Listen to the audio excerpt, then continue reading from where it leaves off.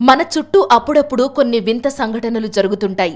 తాజాగా జయశంకర్ భూపాలపల్లి జిల్లాలో కూడా ఇలాంటి వింత ఘటన చోటు చేసుకుంది. కాటారం మండల కేంద్రంలో రేగిపండ్ల చెట్టుకు కల్లు కారుతోంది. కాటారం మండల కేంద్రంలోని హమాలీవాడకు చెందిన మహ్మద్ సలీం ఇంటి పక్కన ఉన్న రేగి చెట్టుకు గత 5 రోజులుగా కల్లు కారుతోంది. ఈ కల్లు తాటికల్లులాగానే ఉందని స్థానికులు తెలుపుతున్నారు. 3 సంవత్సరాల క్రితం ఈ రేగి చెట్టు పెట్టిన సలీం చెట్టు నుండి కల్లు ఉబికి వస్తున్న దృశ్యాన్ని స్థానికులు వింతగా చూస్తున్నారు. ఇలాంటి వింతలు చూడలేదని వారంటున్నారు.